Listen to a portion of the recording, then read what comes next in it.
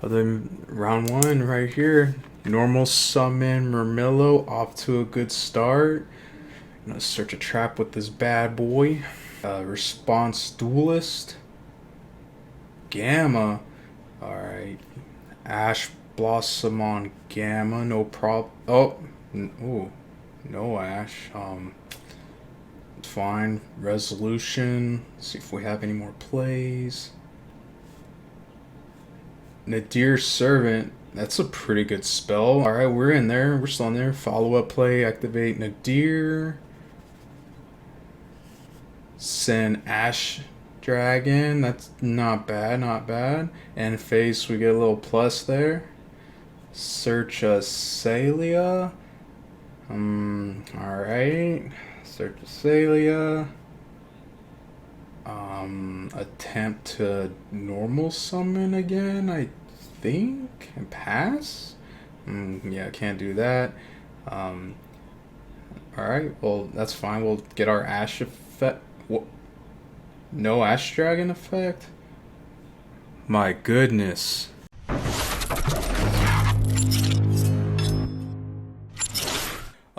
Bortle here. Welcome to the channel, everyone. We're going to be doing a complete breakdown over Gage's deck that he used at the first ever TCG Remote Duel Invitational event.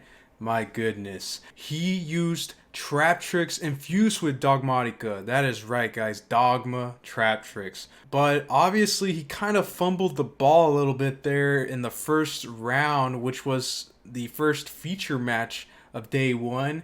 Anyways, after that game one match, I was rooting him on. Hopefully he could win out that tournament because for those that don't know, I received this mat over here for getting top 32 at YCS Secaucus, New Jersey. And I lost round one as well in that tournament, but I ended up doing pretty well to make the top cut. So I was rooting Gage on. Hopefully he could have turned the tables around and mastered his deck throughout the tournament.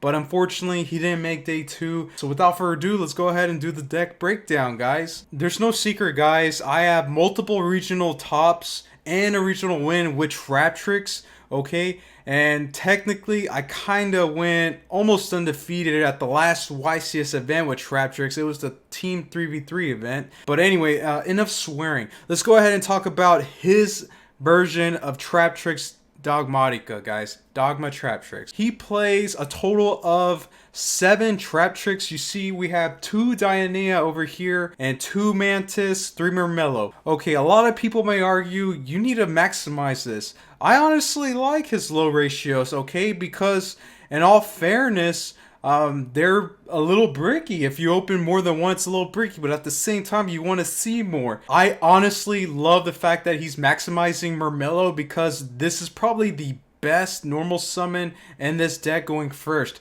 because with Murmillo you search a trap, and with that trap you can set it right away, guys. If you summon Mantis, yeah, you can search a monster, but that's for a follow-up play. Yu-Gi-Oh is so fast nowadays, you want to get the ball rolling with your first turn play, guys. And obviously he's maximizing Parallel Exceed. If you noticed in my previous deck profile, I am all in for Parallel Exceed, guys. This card is ridiculous, especially if you open this with a Traptrix monster. That right there is a Sarah and Rafflesia combo off the bat. Let's go ahead and check out his Dogmatika lineup. Okay, the Dogma lineup. He is only playing one Floritus, which I'm all in for it because, you know, it's kind of bricky if you play more than one, I guess. And he's maximizing Ecclesia. Okay, this right here, I love it, guys. It is a level 4 if you noticed, okay? But in his version of Traptrix, there is no Utopia package here. There is no double or nothing. But I thought this card was just great overall. Okay, guys? This, if you haven't noticed yet, guys, Dogmatikas, they're hand traps, okay? They can be hand traps. They can be special summoned during your opponent's turn if they link summon as well, or if they just special something from the extra deck. That's every deck in Yu-Gi-Oh, guys. It is no secret. Almost everyone in this remote duel tournament ran Gamma. Gamma's very overpowered, extremely overpowered. One of the best hand traps going second, which guess what? Traptrix is weak going second. So Gamma in the deck, I highly appreciate this, guys. Very much. Unfortunately, yeah, you're going to have to play that brick driver, but let's just hope you don't open driver. All right, guys. So 3 Gamma, very, very nice. He is only playing 2 Ash Blossoms in the main deck. Again, guys, we already mentioned that Traptrix is weak going second, and I think I would have maximized this hand trap because Gamma was just way, way popular in this remote duel tournament. And another hand trap, let's skip down right here. Infinite Impermanence. Hands down the best hand trap in this deck and almost everyone's deck, especially if you're going second. This will help you, and guess what, this triggers Sarah going first as well. So this is really, really great. I love it. You have to maximize this, guys. Okay, our other cards, well, the Artifact Engine, I thought it was cool that he was playing Sanctum and Lancia. Lancia can be a hand trap too, guys. And Scythe, well, obviously it's a blowout card if you're able to activate Sanctum, or if your opponent, like, you know, blows up your back row and there's a Scythe down there, guys. Nadir, man, Nadir's Servant is extremely powerful. You must maximize this card if you're running Dogma Engine with your Traptrix. I love the fact that he's maximizing this card out. This card is really, really good. What sucks is he forgot about the effect of the card he sent, which was, you know, Ash Dragon. That effect you cannot forget, okay? That allows you to set up with the Fleur and Ashelia, okay? That allows you to, like, set up, you know, in case they special summon from the extra deck, then you get to have, like, a negation there, or that makes Fleur really, really broken. Alright, guys, for the next card, it's Dogmatika Punishment. Obviously, this card is very, very powerful, okay? The fact that you can trigger Sarah with this card is just ridiculous. Now, our trap hole lineup, or his trap hole lineup, guys. He is playing Gravedigger's Trap Hole. I respect that, okay, because you can, if you're lucky, you can set up with the Reflatio combo to where you can send this from the deck to actually, you know, make it nice. And next, he's maximizing Floodgate Trap Hole. Again, Floodgate Trap Hole, you can't go wrong with it. It is still the best trap hole in the game, guys. And he's playing 2 of them, so I guess that's cool. Now, he's playing Bottomless Trap Hole. Alright, this is where it's kind of iffy. I think he probably should have just played the one Gravedigger's Trap Hole, 1 Floodgate Trap Hole, and 1 Bottomless, but he decided to just play 4 copies of Trap Holes, which I guess it's fine, but Bottomless Trap Hole, in all honesty, I probably wouldn't play this at all. It's a cool thing to note that he can combo it off with the Traptrix Alamoris card right there, but at the same time, this is kind of too gimmicky, you know. There's probably other better extra deck space. Artifact Sanctum. Okay, we mentioned it. Sanctum is an easy card to, like, just flip if you want to just stop your opponent entirely. But if you're running Artifact Sanctum, you're going to run bricks as well, which you have the Scythe, which he bricked with it. So that's just my thoughts of Artifact Sanctum. It's not great going second unless you can clear their board and then set Sanctum, you know. So this might be a really better side deck option now going forward, I think. And we already talked about permanents. Shade Brigandine, one of the best traps in the game for this deck. This allows you to combo off. If you open this card with the Traptrix monster, you're getting in there, guys. You are in there. Really, really great. Overall, the main deck, perfect 40. I love it. I don't like that he didn't use Traptrix. I think Traptrix really, really great overall, guys. Not a lot of decks out there main deck Lightning Storm to where it makes your Traptrix kind of useless. So I think he should have main deck a couple Traptrix, because that makes it to where you can get your Sanctum whenever you want it, or he can get a punishment out there whenever he wanted, and more importantly, Shade Brigandine whenever he wanted. Okay, so Traptrix really, really nice. So overall, the main deck, I think it's pretty decent. Obviously, you can tweak it up. So let's go ahead and talk about his extra deck options. Okay, we're going to start with the fusions because he placed Nadir, so these are going to be really important to send. He is playing 2 copies of Netis. Okay, that's okay, but in all honesty, extra deck space is very tight. I think he could have gotten away with one of each of the next ones we're going to see right now, which is Entis and Ash Dragon. Okay, you know, honestly, he can get away with one of each, but he played 2 of each, so hopefully he had a chance to where he could actually use 2 of each, you know. Omega's just powerful in this engine because you can reuse cards, you know, so I really like Omega. Omega's very, very good. And now the Exceeds. We have Rafflesia. Hands down, probably one of the best rank 4s in the past. I would never touch this card, but since Parallel Exceed was introduced with Gravedigger's Trap Hole, Rafflesia, hands down, one of the best cards in the deck. And guess what? It protects your Sarah from battle and destruction effects. Very good.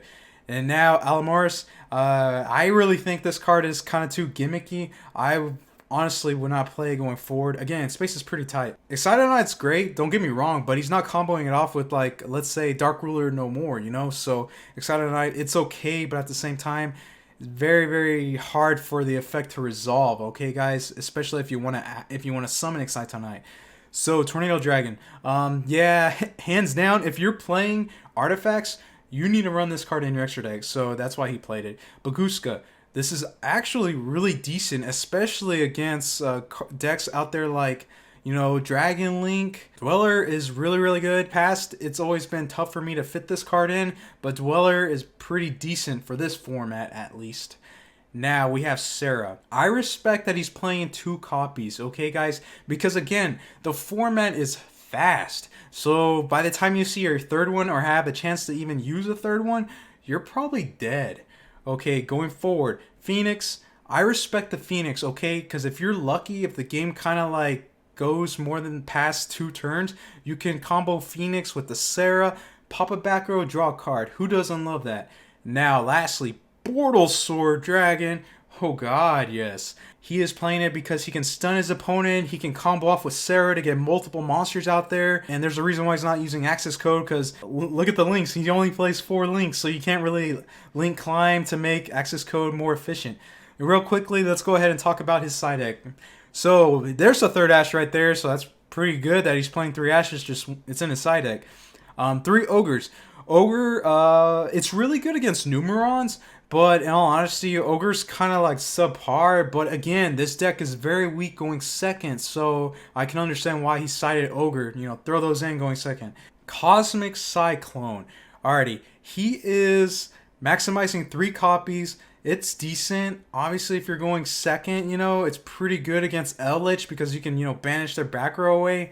But at the same time, it's just subpar, man. If anything, maybe Twin would have been a little better, or just run Lightning Storm, you know? Ice Dragon's Prison. Whew, man. This card is one of my favorite cards from Rise of the Duelist. This card alone is insane. You're playing Traptrix. You can probably get away with maining this card. I do appreciate that he's at least siding it, okay? This card's very overpowered. You can banish some Eldritch out there. You can banish some Block Dragons. This card is really, really good. I highly recommend everyone playing this card. Now, Evenly Matched. Alright, Evenly is very, very hard to resolve. So I think Evenly is just not great overall, guys. I rather just played like Lightning Storms in place of it, but at the same time, maybe he did this because you know, other rogue decks, it's a little, you can activate it, but if you're playing against combo decks, there's just no way you're gonna resolve evenly, right? And plus, you're giving away your battle phase, which I guess in this deck it doesn't matter so much, right? The last card right here, Solemn Judgment. This card's very powerful going first. This stops you from losing to Denko. This stops you from losing to like a Lightning Storm or an Evenly Matched. This card's very powerful in the side deck, and more importantly, you could possibly get away with maining it as well. Just a quick fix right now, we can swap these 3 Solemns for these 3 Sanctums right here, guys, okay? Boom, there you go.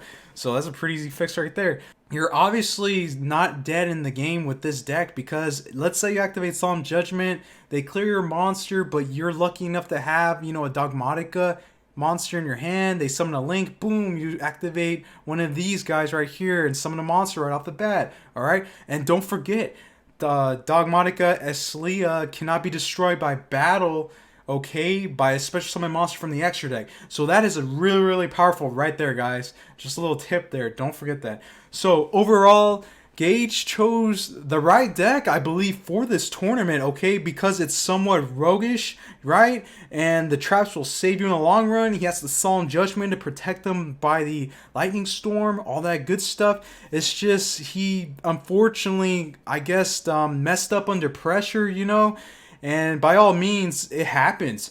And that is it. That is the breakdown over this deck. Okay, I've ran Traptrix many times. Several regional tops, a regional win with it. Okay, did pretty well at my last YCS with this deck. If you want further information about Traptrix overall and other cards that can actually be decent for this deck, check out my other deck profiles on this channel, guys, okay? I'll drop one over here somewhere. And if you're not a part of Bortle Nation, sub for Bortle. It's that easy and it's free. Oh god, yes. Bortle out.